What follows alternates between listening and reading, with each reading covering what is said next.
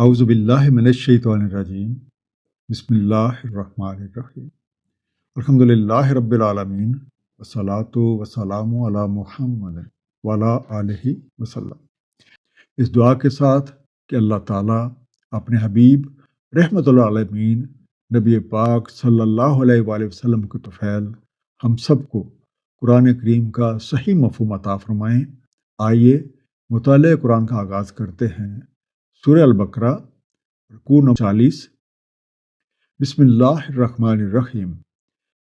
للہ ما فی السماوات و ما فی الارض، اللہ ہی کا ہے جو کچھ آسمانوں میں ہے اور جو کچھ زمین میں ہے۔ وَإِن تُبْدُوا مَا فِي أَنفُسِكُمْ أَوْ تُخْفُوهُ يُحَاسِبْكُم بِهِ اللَّهُ، اور اگر تم عیاں کرو جو تمہارے جی میں ہے یا تم اسے مخفی رکھو، محاسبہ کرتا ہے تم سے اس کا اللہ تعالیٰ۔ فَيَغْفِرُ لِمَن يَشَاءُ وَيُعَذِّبُ مَن يَشَاءُ، سو مغفرت فرما دیتا ہے اس کی جو چاہتا ہے اور عذاب دیتا ہے جو چاہتا ہے۔ وَاللَّهُ عَلَىٰ كُلِّ شَيْءٍ قدیر، اللہ تعالیٰ ہر شے پہ قدیر ہے۔ تبدو، تم سامنے کرو، کھلے طور پہ کرو یا اشکار کر دو، you disclose, you do openly. یحاسبکم، حساب لیتا ہے تمہارا، کالز یو فار اکاؤنٹیبلٹی۔ فیغفر، سو مغفرت فرما دیتا ہے۔ اور مغفرت کا مفہوم پیشگی بچاؤ اور حفاظتی تدابیر کے ہیں، یا پریونٹ میئر ہم کہہ سکتے ہیں۔ اور جو کوئی اس حفاظت یا بچاؤ کا طلبگار ہوتا ہے تو وہ ایسے تمام کاموں سے پرہیز کرتا ہے جو منفی اثرات مرتب کرتے ہیں اور جس کی وجہ سے وہ مشکلات کا شکار ہو سکتا ہے۔ یہ سورہ البقرہ کا آخری رکوع ہے اور کئی لحاظ سے ہم اسے سورت کا خلاصہ بھی کہہ سکتے ہیں۔ اللہ تعالیٰ اس کائنات کے حقیقی خالق اور مالک ہے۔ انہوں نے ہر چیز کے لیے قانون اور پیمانہ مقرر فرما دیا ہے اور ایک ایسا نظام ترتیب دیا ہے جس کے تحت اس کائنات کی ہر ایک چیز اپنا کام کر رہی ہے۔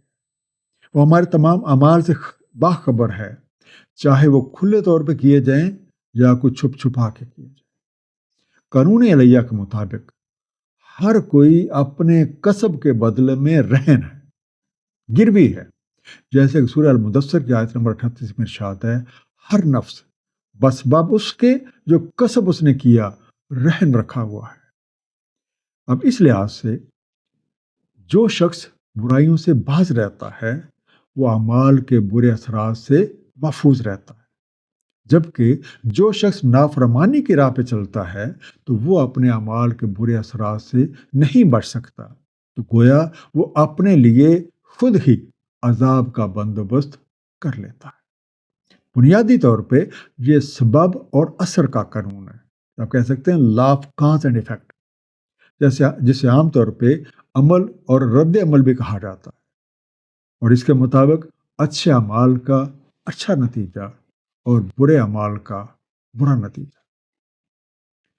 آمن الرسول بما انزل الیہ من ربہ والمؤمنون، ایمان لائے رسول اس کا جو نازل ہوا ان کی طرف ان کے رب سے اور مومنین۔ کل آمن باللہ وملائکتہ وکتبہ ورسلہ، سب ایمان رکھتے ہیں اللہ تعالیٰ، اس کے ملائکہ، اس کی کتب اور اس کے رسولوں کا۔ لا نفرق بین احد من رسلہ، نہیں ہم فرق کرتے تھے رسولوں کے مابین کسی سے۔ وقالوا سمعنا واطعنا، اور وہ کہتے ہیں ہم نے سنا اور ہم نے اطاعت کی۔ غفرانک ربنا والیک المصیر، مغفرت آپ کی اے ہمارے رب، اور آپ ہی کی طرف لوٹ کر پہنچنا ہے۔ سمعنا، ہم نے سنا، اطعنا، فرمان برداری کی ہم نے، وی اوبیڈ، وی کمپلائڈ۔ المصیر، مصر ہوتا ہے واپسی کی آخری جگہ، یا آپ کہہ سکتے ہیں سفر کی اختتامی منزل، فائنل پلیس ٹو ریٹرن اور اینڈ آف جرنی، جو لاسٹ اسٹیشن ہو آپ کا، اسے ہم مسیر کہتے ہیں۔ اب اس آیت پہ غور کریں، آپ دیکھیں گے کہ ایمان کی تمام جزیات کا ذکر اور انہیں جو ایمان والوں سے ایک متوقع طرز عمل ہے اس کا تذکرہ موجود ہے۔ سب سے پہلے ہمیں جو ملتا ہے وہ ہے اللہ تعالیٰ پہ ایمان، دوسرا فرشتوں پہ ایمان، تیسرا تمام آسمانی کتابوں پہ ایمان جو رسولوں کے ذریعے، نبیوں کے ذریعے نازل فرمائی گئی، چوتھا تمام رسولوں پہ ایمان بغیر کوئی فرق روا رکھے ہوئے، اور پانچواں، اطاعت کا قابل رشک طریقہ کار. ہم نے سنا، ہم نے اطاعت کی، یعنی آخرت پر ایمان اور اس کی تیاری. ایمان والوں کے اسی طرز عمل کا ذکر سورہ نور کی آیت نمبر 51 میں مذکور ہے. اس کا مفہوم ہے مومنین کا قول صرف یہ ہوتا ہے جب بھی انہیں دعوت دی جاتی ہے اللہ تعالیٰ اور اس کے رسول کی طرف تاکہ وہ فیصلہ فرما دیں ان کے مابین، تو وہ کہتے ہیں سمینا واطعنا، ہم نے سنا اور ہم نے اطاعت کی، یہی ہیں فلاح پانے والے. اور نافرمانوں کی طرز کا تذکرہ سورہ البقرہ کی آیت نمبر 93 میں موجود ہے. اس کا مفہوم ہے اور جب ہم نے لیا تم سے میثاق اور ہم نے اٹھایا تم پہ طور، تھامے رہو جو دے رہے ہم تمہیں قوت کے ساتھ، اور سنو. انہوں نے کہا ہم نے سنا اور ہم نافرمانے کرتے ہیں، سمینا وعصینا. رچ گیا تھا ان کے دلوں میں بچھڑا بس باب ان کے کفر کے. کیسا سنگین امر دیتا ہے تمہیں اس کے بارے تمہارا ایمان، اگر تم واقعتاً ایمان رکھتے ہو. قرآن کریم حتمی کتاب ہے اور نبی پاک صلی اللہ علیہ وآلہ وسلم خاتم النبیین ہیں. اس لحاظ سے قرآن کریم کو ماننا گویا تمام آسمانی کتابوں کو ماننا ہے، اور نبی پاک صلی اللہ علیہ وسلم پہ ایمان رکھنا گویا تمام نبیوں پہ ایمان لانا ہے. اور اسی طرح ان کا انکار سب کا انکار ہے. اب چونکہ نہ تو کوئی نئی کتاب آنی ہے اور نہ ہی کوئی نیا نبی آنا ہے، اس لیے تمام لوگوں کے نجات کا واحد ذریعہ قرآن کریم پہ نبی پاک صلی اللہ علیہ وآلہ وسلم کی سنت مبارکہ کے مطابق عمل کرنے میں ہے. جیسا کہ سورہ الاعراف آیت نمبر 175 میں ارشاد ہے. اس کا مفہوم ہے جو اتباع کرتے ہیں رسول نبی امی کا جسے لکھا ہوا پاتے ہیں اپنے پاس توریت اور انجیل میں، امر کرتا ہے انہیں معروف کا، منع کرتا ہے انہیں منکرات سے، حلال کرتا ہے ان کے لیے طیبات اور حرام کرتا ہے ان پہ خبائث، اور اتارتا ہے ان سے ان کے بارے گراں اور توق جو ان پر ہیں. بس جو ایمان لاتے ہیں اس پر اور عزت فرمائی کرتے ہیں اس کی اور نصرت کرتے ہیں اور اس کی اور اتباع کرتے ہیں اس نور کی جو نازل ہوا ہے اس کے ساتھ، یہی ہیں فلاح پانے والے. لا یکلف اللہ نفسا الا وسعہا، نہیں تکلیف دیتا اللہ تعالیٰ کسی نفس کو مگر جتنی اس کی وسعت. لہا ما کسبت وعلیہا ما اکتسبت، اس کے لیے جو اس نے کمایا اور اسی پر ہے جو اس نے کمایا. ربنا لا تؤاخذنا ان نسینا او اخطانا، اے ہمارے رب نہ ہمارا مواخذہ فرما اگر ہم بھولیں یا ہم خطا کریں. ربنا ولا تحمل علینا اسرا کما حملتہ علی الذین من قبلنا، اے ہمارے رب نہ متحمل فرما ہمیں بندشوں کا جیسے متحمل کیے گئے ہم سے پہلے والے. یکلف مکلف کرتا ہے، ٹیکسز، برڈن. نسینا بھول جائے، we forget. اخطانا ہم سے غیر ارادی طور پہ کوئی غلط فعل ہو جائے، we make a mistake. اسرا اس کا روٹ ہے اثر، الف سواد رے، اور اثر بنیادی چیز پہ کسی چیز کو باندھ دینا، یا پھر یہ اس چھوٹی سی رسی کو بھی کہا جاتا ہے جس سے خیمے کو زمین کے ساتھ یا خیمے کا نچلا حصہ جو ہے وہ باندھ دیا جاتا ہے. اور اس سے مراد وہ پابندیاں ہیں جو آپ کو جکڑ کے رکھ دیں اور آپ کو آگے چلنے میں مانے ہو جائے. آپ کہہ سکتے ہیں لمٹس، آپ نے امپوز ریسٹرکشنز. حملتا ہو آپ نے اٹھوائے یا آپ نے ڈالے، یو لیٹ. سب سے پہلی بات یہ ہے کہ کسی بھی چیز کو اس کے حقیقی خالق اور مالک سے بہتر کوئی نہیں جانتا.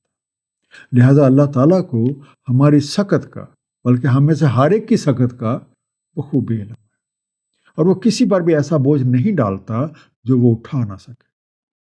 دوسری بات، قوانین الہیہ کے مطابق ہر کوئی اپنے اعمال کا خود ذمہ دار ہے، اور جو کچھ کو بوتا ہے اسی کو ہی کاٹنا ہے۔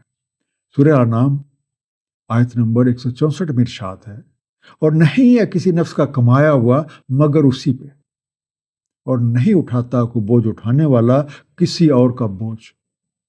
پھر تمہیں مراجعت کرنی ہے اپنے رب کی طرف، تو وہ تمہیں بتلا دے گا جس کے بارے تم اختلاف کر رہے ہو۔ سورہ یونس آیت نمبر 30 اسی بات کی مزید وضاحت فرماتی ہے۔ وہاں جانچ لے گا ہر نفس جو اس نے پہلے کیا، اور واپس لوٹائے جائیں گے اللہ تعالیٰ کی طرف ان کا مولا حقیقی، اور گم ہو جائے گا ان سے جو کچھ وہ گھڑتے رہے۔ تیسری بات جو ہمیں اس آیت سے پتہ چلتی ہے، اپنی زندگی میں مختلف کام کرتے ہوئے، مختلف امور کو سر انجام دیتے ہوئے اس بات کا امکان موجود ہے کہ ہم بھول جائیں یا ہمارے سے کوئی خطا ہو جائے۔ اس لیے بہتر طرز عمل یہ ہے کہ اللہ تعالیٰ کے حضور اپنی کم مائگی کا اظہار کیا جائے اور اس سے مغفرت کی درخواست کی جائے، تاکہ ہم اپنے کاموں کے برے اثرات جو ہیں ان سے محفوظ ہو جائیں۔ سورہ آل عمران آیت نمبر 135 میں اچھے لوگوں کی جو طرز عمل ہے اس کے وضاحت کچھ ان الفاظ میں ہے، اور جب وہ کر بیٹھتے ہیں کوئی فوش یا ظلم اپنی جانوں پہ، یاد کرتے ہیں اللہ تعالیٰ کو تو مغفرت مانگتے ہیں اپنے گناہوں کی، اور کون مغفرت فرماتا ہے تقصیروں سے سوائے اللہ تعالیٰ کے۔ نہیں اصرار کرتے اپنے کیے کاموں پہ جب انہیں معلوم ہو جاتا ہے۔ آیت جاری ہے، ربنا ولا تحملنا ما لا طاقت لنا بہ، اے ہمارے رب نہ متحمل فرما جس کی نہیں ہے طاقت ہم کو، واعف عنا واغفر لنا وارحمنا، معاف فرما دیں ہمیں، مغفرت فرما دیں ہمارے، رحم فرمائیں ہم پہ، انت مولانا فانصرنا علی القوم الکافرین، آپ ہی ہمارے مولا ہیں سو نصرت فرمائیں ہماری قوم کافرین پہ۔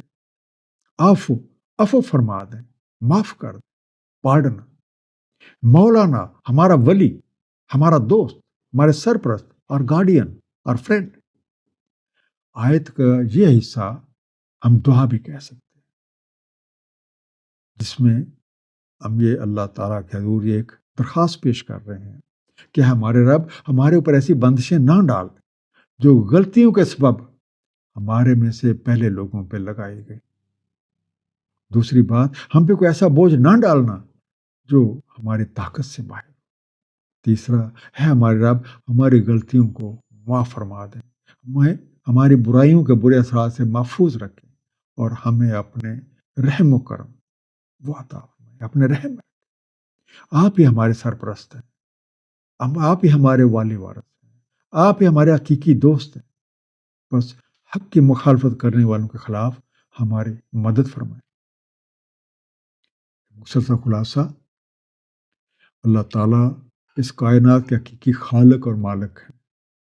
ہر چیز ان کے بنائے ہوئے قوانین کے تحت کام کرتی ہے، اور ہمارے تمام اعمال کے بارے میں پوری طرح باخبر ہیں، قطع نظر اس کے کہ وہ کھلے طور پہ کیے جائیں یا چھپا۔